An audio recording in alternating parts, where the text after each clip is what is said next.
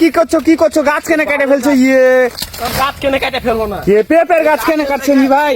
বাড়িতে গান খেতে খেতে কাছে কেনে পড়ালেখা করে চাকরি করবো না, পরের আন্ডারে ঘুষ দিয়ে বাড়ি থেকে টাকা 5 লাখ কৃষি কাজ করলাম। হ্যাঁ, পিঁপড়ের গাছে 5 লাখ টাকা খরচ, 5 বিঘা পিঁপড়ের বাগান করলাম। আল্লাহ 1000 গাছ রোপণ করেছি, একটা গাছ করলে কি করলে সে?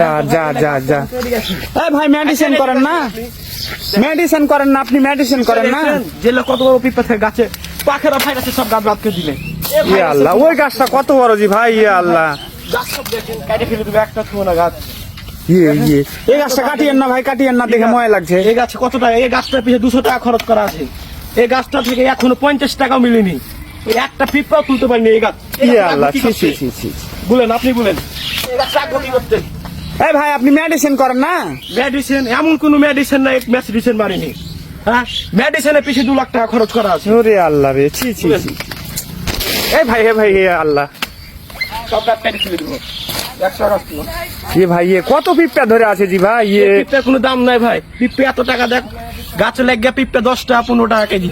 এই পিঁপড়া টাকা উঠবে? বলেন, আপনি বলেন। উঠবে না, ঠিক আছে, বাগান মেলা বড় বাগান জি ভাই।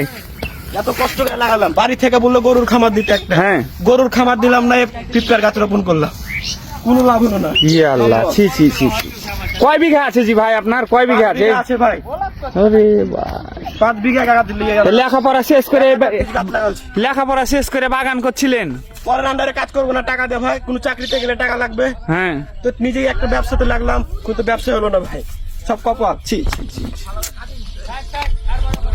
ওরে বাস রে, কত সুন্দর গাছটা কাটে ফেলে দিলে যে। হ্যাঁ, গাছে যে পাখরা, এই পাখরা আপনি কোম্পানি এলাকায় ডাকেন নেই? এমন কোন কোম্পানি নাই যে লোক আছে বাগানে আসেনি ভাই, কিছু করে নেই, খালি লিখে দিয়ে চলে গেছে, হয়ে গেছে। কোনো ওষুধ কাজে লাগে না গাছে, এটা কোনো ভাই ওষুধই নাই, সব কাটে ফেলবো ভাই। বাগানও তো মেলা বড় বাগান যে।